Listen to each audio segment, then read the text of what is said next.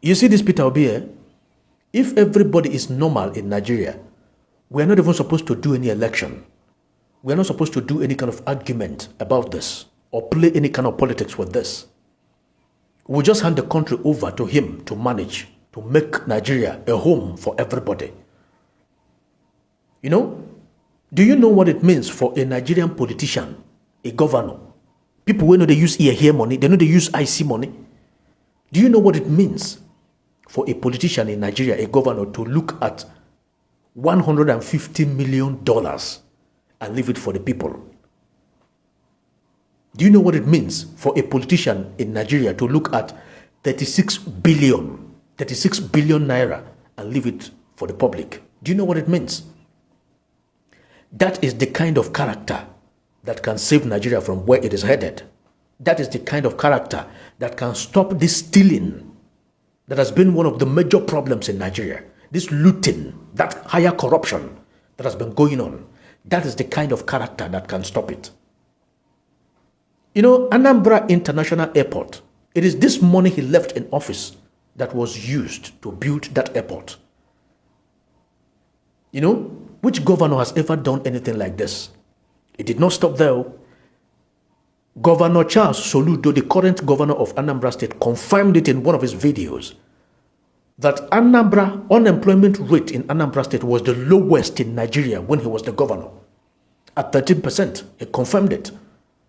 He also said that poverty rate declined from 53% to 14.78%.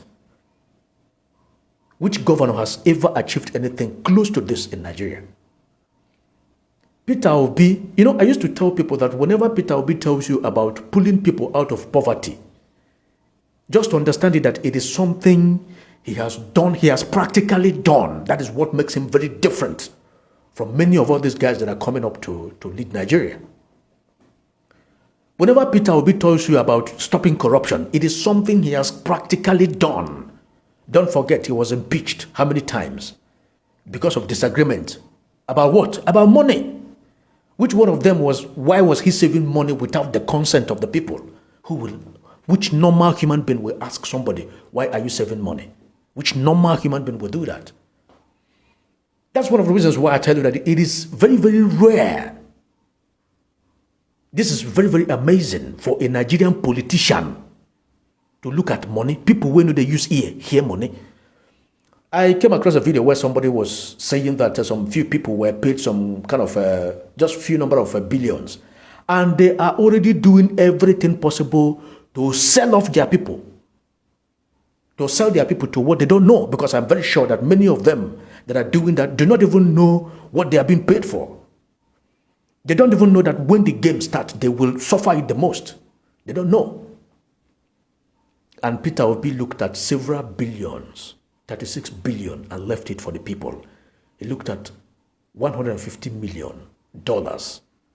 You know what that is? And left it for the people. And people are still arguing. If everybody is normal in Nigeria, there is nothing anybody will tell me about any other person becoming the president apart from Peter Obi. It's not me that will listen, because the character of Peter Obi is what has been missing in the leadership of Nigeria. If somebody like that finds his way to the top, the seat of the president, Nigeria will be rich in trillions of dollars, not just naira. Because we have too much money, but the problem is mismanagement and greed. Many of all these politicians are stealing the money for their own family, friends, and name them, just enjoying themselves at the expense of the citizens. You know, Anambra State was declared the safest in Nigeria under Peter Obi.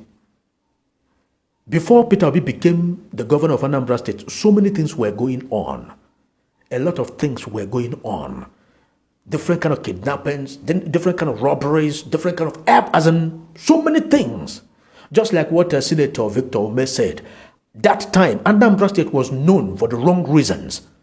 It was Peter Obi that changed the story, and people are still arguing. Even people, the most shameful part of this argument is that even people that witnessed most of all those things are still arguing because of politics, because of money, because of money.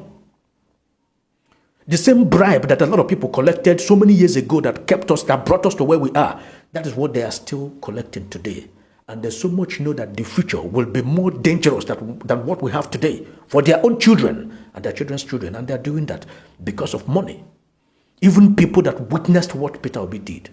It's shameful. Very, very shameful. Extremely very shameful, honestly.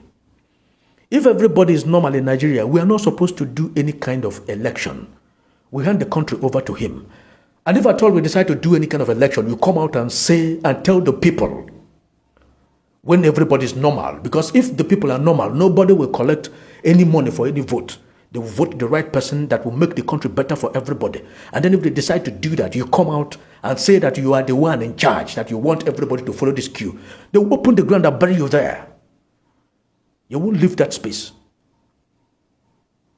Believe you me. Let me not say much. Let this video not be too long. But what I'm trying to tell you is that Peter Obi is the man we need for Nigeria to work. Peter Obi is the character we need for Nigeria to become something better for everybody. All this insecurity, all these lootings, that is the reason why we do not have enough money to fund education, to do roads, to do a lot of things.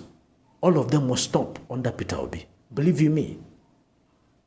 Check what he has done in the past. You will understand why he is the best candidate for Nigeria now. I'm not forcing anybody. I'm not begging anybody. I'm just telling you what you need. Because if you look away when the game starts, I can name one.